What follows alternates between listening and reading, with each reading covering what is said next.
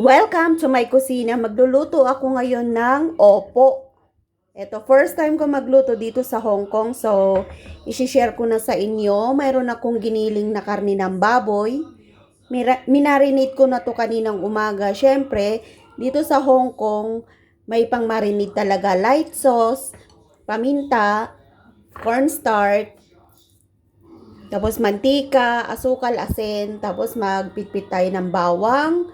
Maglalagay din tayo ng luya. So, mayroon tayong peeler dito. May kutsilyo tayo, sandok, at saka yung kawali na paglulutuan natin. So, ang una natin gagawin ay balatan natin to kasi yung karni natin ay na-marinade na. So, itatabi natin tong mga to kasi kailangan nating balatan yung ating opo. Tatanggalin lahat natin yung kanyang balat. Tapos hugasan natin and then hihiwain natin. So, first time ko magluto talaga ng opo dito sa Hong Kong. Sa Pilipinas, hindi rin ako nagluluto. So, I try my best.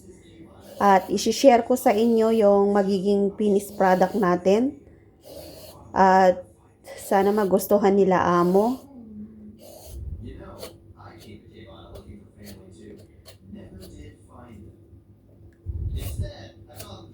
Ay, yung alaga ko nanonood ng movie.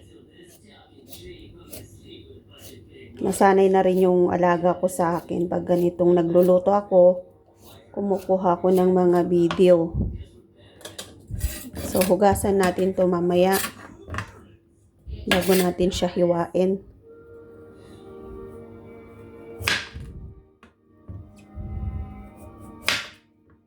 Yan.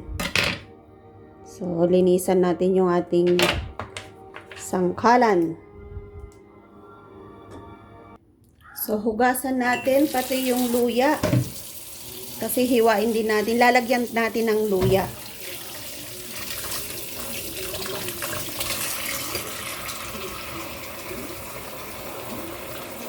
Sira.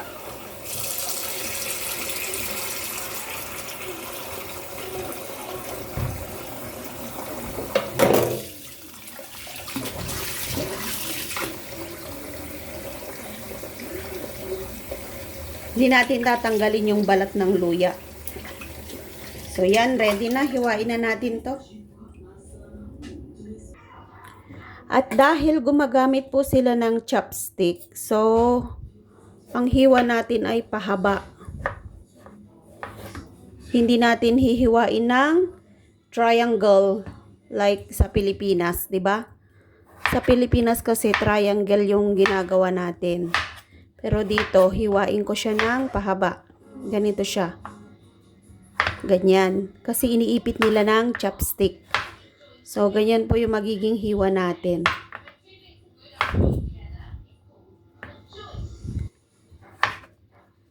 Yan. So, ito, tatabi muna natin.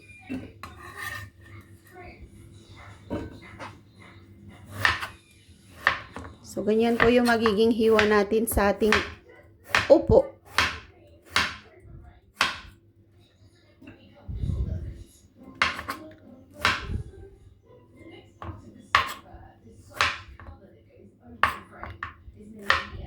Diba? Parang chikwa.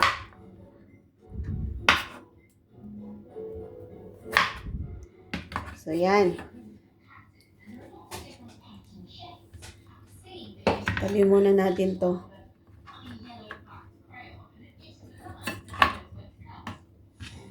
So, ganito po yung magiging itsura niya. Tingnan nyo.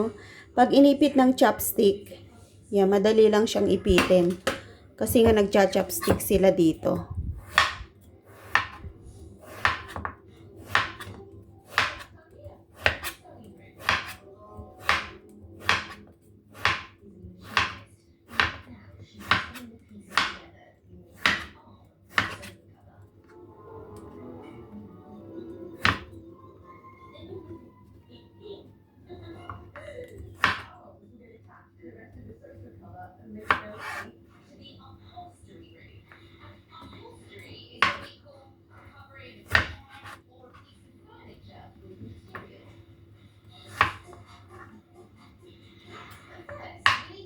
Diba, kakaiba yung paghiwa ko dito.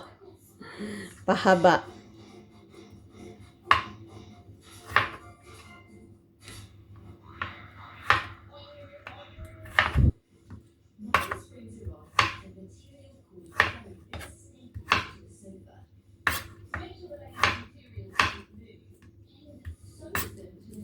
So, maghiwa na tayo ng bawang. So, tabi natin ulit. Tabi muna natin sa plato.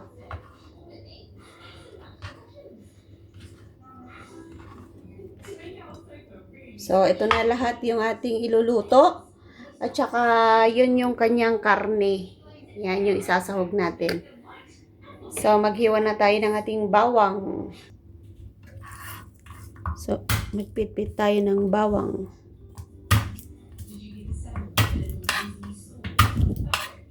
Gagamit ako ng isa para masarap.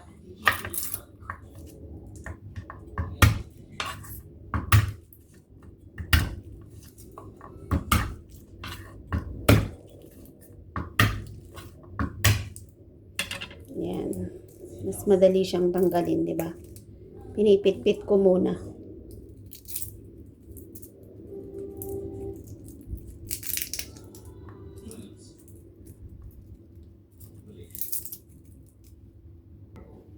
So, ito na yung bawang natin.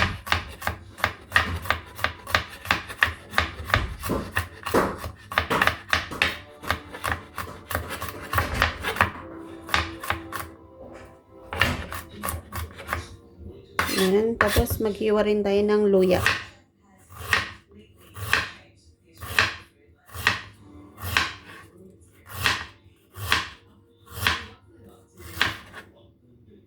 So, yan. Magluluto na tayo. Ready na lahat. So, eto na po lahat yung ating ingredients. Prepare na. Magigisa na tayo ng ating bawang at saka yung karne. So, on natin yung ating kalan. Electric stove po yung gamit natin. Yan, hintayin nating uminit. So, ang una natin gagawin, maglagay tayo ng mantika.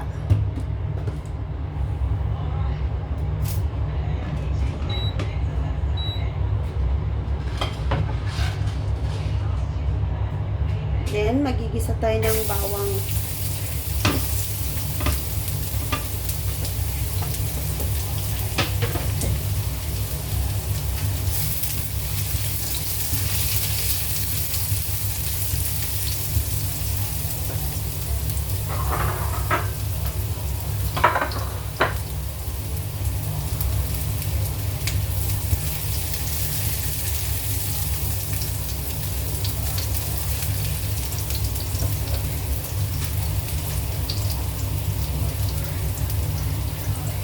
So, hintayin natin mag-brown yung kanyang bawang.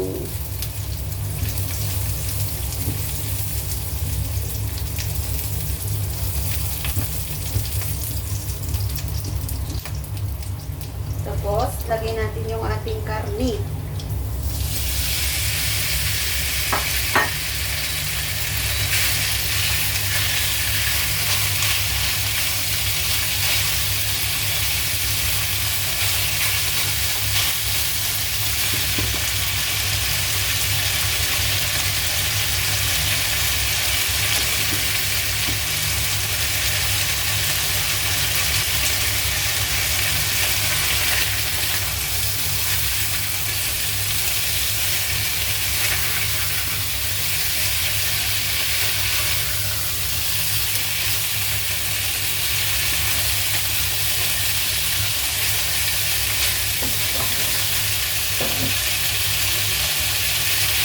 Is that tasty?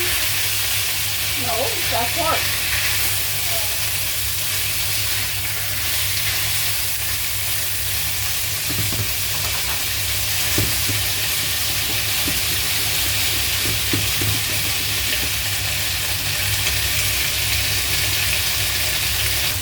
So, yan. Ready na po siya. Brown na po siya. Ilalagay natin to.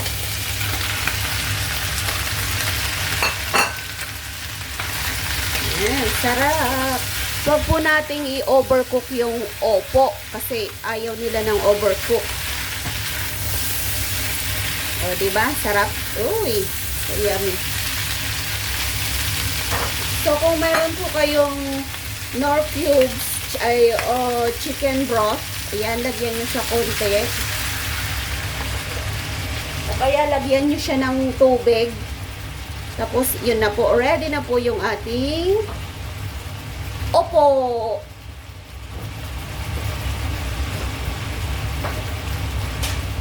Takpan muna natin mga 5 minutes.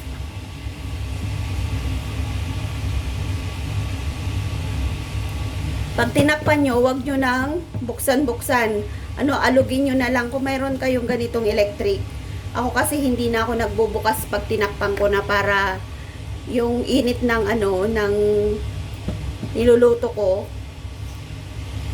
Dali lang siya maluto. So, ganyan lang po kasimple yung pagluto ng opo dito sa Hong Kong. Parang pagluto ng chikwa kasi kadalasan chikwa yung yung pinapaluto nilang ganito sa akin. So ngayon bumili sila ng opo. So yan, ganyan na yung luto ko. So sana po ay nasundan nyo yung ating recipe for tonight dahil ito po yung magiging dinner ng mga amo ko mamaya. Ang bango.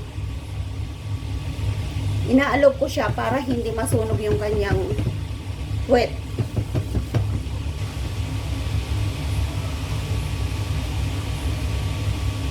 Mas masarap sana kung may sili. Kaya lang ayaw ng bata. So yan, buksan natin. Wow! Ang sarap!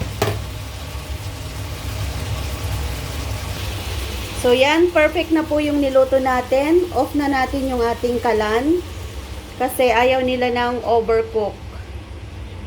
So, thank you for watching po sa inyong lahat. So, yan. Sandukin na natin. Wow! Perfect! Sarap. Tingnan nyo, sarap. Sarap ng ating luto.